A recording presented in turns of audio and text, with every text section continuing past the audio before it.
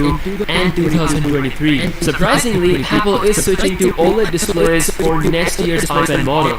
It's mentioned that Apple could release a 10.86-inch OLED iPad Pro next year, and then in the year after, we'll have 11-inch and 12.9-inch OLED iPad Pros. Again, all of them will rock OLED panels made by Samsung Display. Considering how much money Samsung makes already on these iPhone sales, and considering how iPads are pretty much the best tablets in the market, especially when you look at the sales year after year, Samsung is about to become even richer. Also in the news, this actually happened a couple of days ago. Apple actually used Samsung's Galaxy S21 to market their Beats Studio wireless earbuds. These buds are not just for iPhones, but they're also for Android users as well, and to promote them, Apple actually used the Galaxy S21 on their official Amazon page. Something no one expected, but I gotta say, it's a pretty genius move. Apple sells AirPods Pro to their own users, but for those who are not in the ecosystem, they've got the Beats Studio buds, and in order to sell them, they're not afraid to show off their rival's best flagship phone. Now speaking of flagships, iPhone 14 news is back, and it might possibly make a few people miss this year's iPhone 13 lineup. According to Korean media, Apple could bring 120Hz refresh rate on all iPhone models with LTPO technology. Apparently, LG is preparing its OLED LTPO display for next year, which is something only Samsung can do right now. And based on this report, Apple could place some huge orders, which reflect that all models can get 120Hz refresh rate next year. This year, Apple is only bringing 120Hz to the Pro iPhone models, and honestly, for those who are going for the non-Pro iPhone 13 models, you'll still be paying around $700 to $900, and for that amount of money, getting a 60Hz refresh rate in 2021, it is painfully outdated. But then again, it's Apple we are talking about. The iPhone 12 series has been an absolute massive success. Apple has now sold over 100 million units of the iPhone 12 series for the first time, which is actually the same number they achieved with the launch of the iPhone 6, basically completing that super cycle of sales. According to Counterpoint Research, this big sale happened because of two reasons: 5G connectivity and OLED displays across all the lineup. Keep in mind, all this happened during the pandemic era where everything else was affected. So yeah guys, Apple is making some right moves, and no matter how you think about it, they are actually getting a pretty good result out of it. Let me know your thoughts about everything in the comment section below. If you guys are new here, be sure to subscribe for daily tech videos, and I'll see you guys later. Peace out.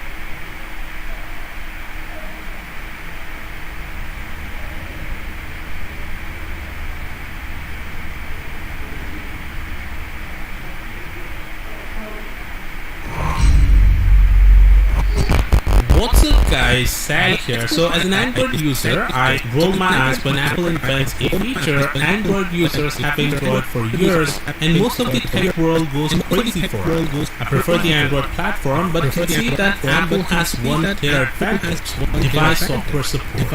iPhones get at least 5 years of software updates. On the Android side, Google has consistently provided the fastest and longest term support for its Pixel phones, but that crown was taken away from Samsung when they announced a 4-year support promise on many of its devices. Samsung even announced recently that their enterprise phones will get as much as 5 years of software support.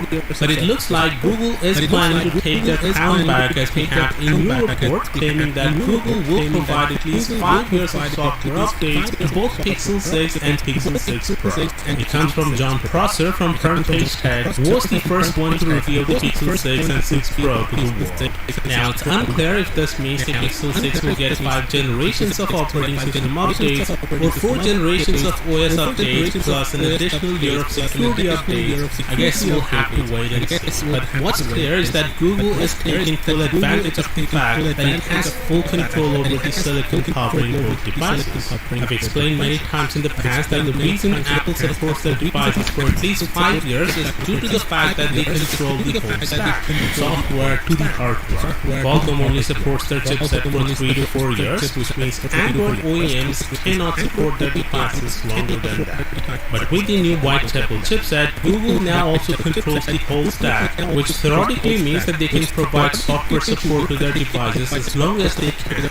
But just because they could doesn't mean they would, as it's not good for business. Either way, it's good to see them committing to at least 5 years of updates similar to Apple. With that said, we also have the specifications of both the Pixel 6 and 6 Pro. The Pixel 6 will have a 6.4-inch AMOLED display with 4600 mAh battery, a dual camera with 50 megapixel main and 12 megapixel ultra wide, while the Pixel 6 Pro will have a 6.7-inch display and is plastic OLED. Now don't get confused here, this plastic OLED isn't made by LG, which is known to have some issues in the past. Instead, both handsets will use Samsung displays. The Pixel 6 will have a rigid OLED to keep the cost down. Since the Pro will have curved displays, they are using flexible OLEDs or plastic OLEDs, something Samsung and Apple use in their flagship phones. Anyway, the Pro will have a triple camera array with 50 megapixel main, 48 megapixel telephoto, and 12 megapixel ultra wide.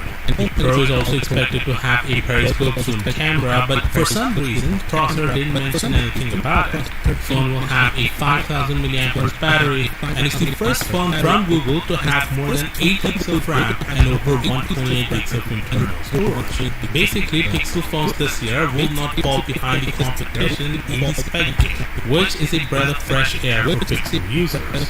Also, Prosser mentions that Google will launch the handset sometime in October. Of course, let me know your thoughts down in the comments, and as always, I'll see you tomorrow. Peace out.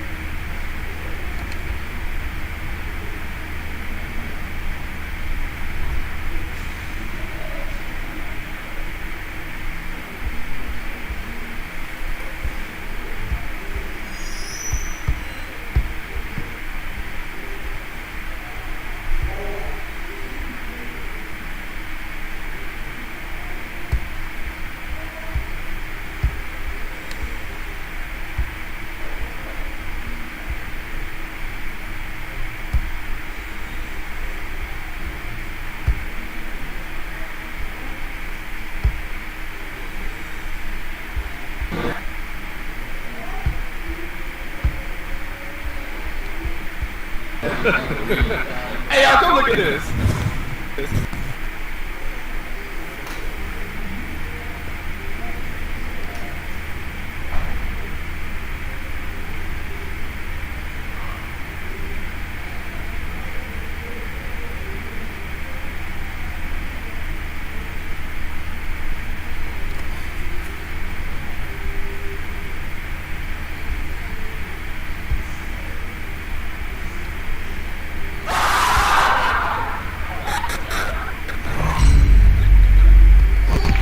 What's up guys, Sad here. So we've seen many marketing blunders in the smartphone industry. Usually it's the infamous via Twitter for iPhone, something that we quite often see with the Android OEMs. Apple isn't prone to this either. We've seen their official handles tweeting using an Android phone, so it's understandable that stuff like this happens. But OnePlus is taking this marketing hiccup to a whole new level. They made a tweet from the official Twitter account of OnePlus India promoting the S Pen of the Galaxy Note 20 Ultra. The tweet read, "The enhanced S Pen is my weapon of choice." Of course, they deleted the tweet mere minutes after it went online. But it makes you wonder, how in the world did this even happen? Well, these smartphone companies hire agencies to handle their social accounts. It's possible that both Samsung and OnePlus have the same agency, so the guy who was handling the accounts might have forgotten to switch accounts before posting the tweet, giving people a good reason to laugh at the brand, and at the same time giving some free publicity to the Galaxy Note 20 Ultra. OnePlus has admitted that they deliberately slowed down the OnePlus 9. A couple of days ago, Anand Tech found through their testing that OnePlus 9 and 9 Pro reduces its performance while using popular apps on the Play Store. The popular apps include pretty much everything except benchmarking apps like Geekbench. Whenever the phone detects that you are using any benchmarking app, the phone uses all of its cores, including the Prime X1 core, and then when you're done, it shifts the load to the less powerful cores. This results in OnePlus 9 users getting reduced performance of apps, including the likes of Google Chrome, Twitter, YouTube, pretty much all of the popular apps. OnePlus responded to this, admitting that they actually do it for better battery life on their latest phones. Now, some of OnePlus fans would argue that they don't find any negative here, as they would happily give up performance for better battery life and case management. If you have similar thoughts, then you're totally getting this wrong. You see, it's okay for companies to prioritize battery life over performance. Nothing wrong with that.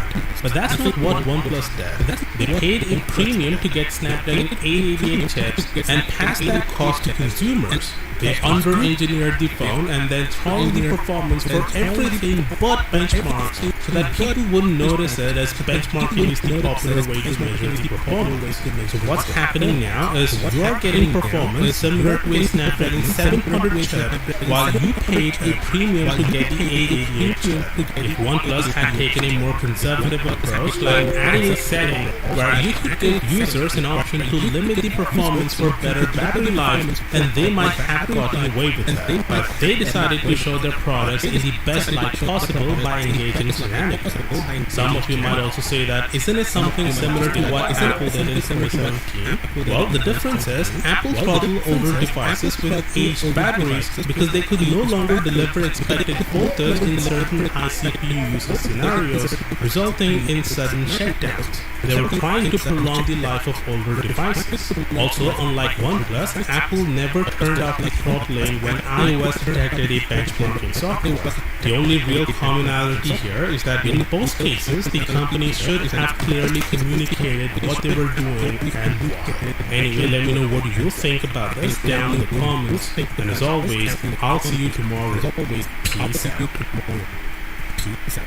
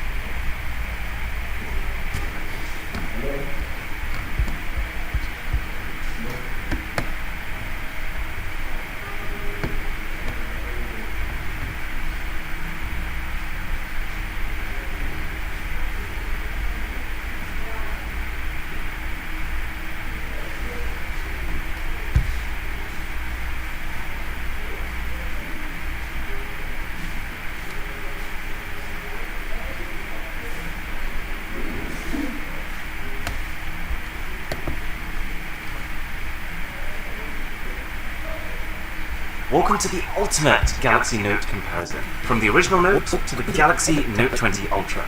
So the very first Note in 2011 was a real WTF moment. The packaging is pretty standard for 2011, because, I mean, at this time phones were still seen as tools as opposed to items of luxury. Just simple things inside, like a micro USB cable, and of course, a removable battery. After years of palm-sized smartphones, Samsung was one of the first companies to be like, you know what, screw it, we think there's room for something bigger. The Galaxy Note was more of an experiment than anything else, so Samsung didn't invest too much in creating new, distinct features for it. It was essentially a big, HD Galaxy S2 with a larger battery and an S Pen. But it really was big. The 4.3-inch display on the S2 became 5.3 inches, and even though with today's screen numbers that sounds like a piddly figure, because of how wide the aspect ratios on phones used to be, it still feels quite chunky. Anyways, the media was torn. Some people said this was exceptional and groundbreaking, other people said you'd look like a fool when trying to use it. But the fact of the matter is, the Note sold well for a new product category, with 10 million units being shifted. So, with the Galaxy Note 2 the next year, Samsung was confident. They knew it was going to sell well, so they decided to make the Note better. The box looked basically the same, to be honest. The phone's first, made of plastic just like the first Note, with accessories underneath. The Note 2 took the Pebble-inspired design language of the Galaxy S3 released earlier that year, but this time, as well as sizing up their S-series phone, the Note overclocked the chipset from 1.4 GHz to 1.6 GHz, and they doubled the RAM to 2 GB instead of 1. This was quite a lot of RAM. Also, I would say that it was with this phone that the S Pen became more than a stylus. AirView allowed you to peek inside folders, and you could now select an area and take a screenshot of just that. Something about the Note 2 really appealed to me, whether it was the clean white finish or the feather-like wallpapers. I just felt like this was a really elegant phone, and as a result, the Note 2 is actually the first Note that I bought, admittedly way after launch when I could actually afford it, but I loved it, and so did a lot of people. Compared to the roughly 10 million sales of the first Note, the Note 2 shifted 30 million units. So it's a bit of a shame that the Note 3 from 2013 didn't really do it for me. This was the same year that Samsung made the Galaxy S4, and with these phones, I feel like Samsung got a bit carried away with their past sales figures. They felt like, oh look, everyone wants Samsung phones, but maybe they also want Samsung services too. So these phones were just packed with bloatware. In fact, the T-Mobile version of the Galaxy Note 3 came pre-installed with 62 applications. Think about that number. That's more apps than I think 3 phones put together should have. This was also actually the first year that Samsung really started pushing their eco-friendly agenda, hence their pretty garish big wooden box. Bloatware aside though, the Note 3 was actually a really good phone. This was really Samsung cementing the Note as their powerhouse phone. It was one of the first phones with 4K video recording. It had 3 gigs of RAM instead of 2 for the Galaxy S4, and they'd even fully upgraded the chipset from that phone. Plus, the catalogue of features from this S Pen just kept growing. You could already take screenshots with it on the last phone, but now you could scribble all over them. And the stylus became a more suitable alternative to typing, with better handwriting recognition and integration with the rest of the software. Now, the 2014 Galaxy Note 4 is a phone that I would say I almost forgot about. The Note 4 stuck with a very similar body and 5.7-inch screen size to the Note 3, and I guess just because of how externally similar it was, this never really stuck out to me. I will say this, it's way nicer packaging than the Note 3. They've gone white, and a much cleaner white, with a simpler design than their early white boxes. To be honest, I'm just glad that the fake wood is gone. I will say this though, I love the matte chamfers around the edges of the phone, and even though it was less visually exciting than some of the past Note phones, the Note 4 was probably the biggest jump over the S series that came before it. Versus the S5, the Snapdragon 801 became the Snapdragon 805, 16 GB of base storage became 32, Gorilla Glass 3 became Gorilla Glass 4, and they introduced optical image stabilization in the camera, and Samsung shot straight from a 1080p display to a Quad HD one. The Note 4 was very much a phone that deserved to exist. Plus, it was around this time that Samsung started cleaning up the way their touchscreen skin looked, because let's be honest, before this, its reputation wasn't very good. This software looks a mile better than what we saw on the Note 3. Also, this is kind of wacky, but alongside the Galaxy Note 4, Samsung also unveiled their first ever phone with an outward curved display. This is the Galaxy Note Edge, and I remember really wanting one of these, even if it is kind of weird because of how the curve is only on the side. 2015 was a turning point. It felt like before this, every year the Note was becoming more and more impressive and more separate from the S series before it. But the Note 5 was an afterthought. Packaging-wise, this was the first year that Samsung started putting sleeves on their boxes, which makes sense because it's probably easier to mass print and then transport sleeves as opposed to the boxes themselves. Now, the reason I say this phone was an afterthought is actually not at all because the Note 5 was a bad phone.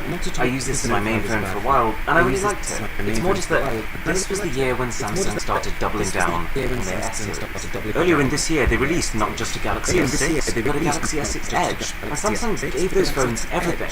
All the perks that the past Note phone had, the optical image stabilization, the Gorilla Glass 4, the higher resolution Quad HD display. Samsung gave those features to its wider reaching S series of phones. So just as a result of that, the Note felt like what it did right at the start. A bigger S phone with a pen. Only that this year, it wasn't even bigger. In a weird turn of events, at the same event where they launched the Note 5, Samsung also dropped the Galaxy S6 Edge Plus, which had an identical 5.7-inch screen size, only that was kind of the more premium phone, because it had the fancy new curved sides. On the bright side though, the S Pen now clicks into place within the phone, and every Samsung flagship released in this year was made of glass, so it definitely feels more premium than any Note before. Okay, 2016 was the year of the Galaxy Note 7, and this was a very interesting phone for a lot of reasons. For starters, they jumped a number. They went straight from the Note 5 to the Note 7, because for the longest time the Galaxy Note series had lagged one number behind their S series. The Note 1 came out just after the S2, the Note 2 came out just after the S3, etc. So they finally fixed it. In 2016 they had the Galaxy S7 phones, and now the Note 7. Good decision. But actually, as well as jumping in numbers, they also jumped in price. If you've been paying attention to the prices of the last phones, they were all pretty much around $700. This thing was $850. Now, in order to charge more for their phones, they had to position them as luxury items, hence the complete packaging redesign to this all-new black theme, which they've actually stuck with since. They also started giving their earphones in a box, because I guess that makes it feel more special. We still kind of had the same issue as last year, in that now that we had an S7 and a bigger S7 Edge, this Note was still struggling to find its place. It didn't feel as differentiated as the Note lineup once was. But as a phone, as a prospect, as something a customer would consider buying, this also felt like the best bits of Samsung coming together at once. It took the Edge displays of the Galaxy S7 Edge and integrated them by default. They brought back microSD cards, which were ditched the year before, and doubled the base storage of the S7 to 64 gigs. It's also the first Note that's IP certified against water and dust, which is actually quite tricky to do with these phones because they have that removable pen. Oh, and also, this phone was where Samsung first integrated iris scanning. That didn't age well. Oh, and of course, there was a bigger problem with the Note 7. The first 5 days of this phone going on sale were glorious. It was doing great numbers, the reviews were fantastic, but then all of a sudden out of nowhere, they started exploding. First, one report, and to be honest, when I saw that a Galaxy Note 7 had exploded for the first time, I didn't really think much of it. After all, when a new phone is released, people often try to find problems with it. But then there was another, and another, and another, and within 12 days of the phone being on sale, every single unit sold, 2.5 million Galaxy Note 7s were recalled. Samsung then tried to fix them, claimed they had fixed them, sent them out again, only for them to start exploding again. The fallout from this was ridiculous. It got to the stage where even airlines had notice boards telling you not to board the plane if you had one of these phones.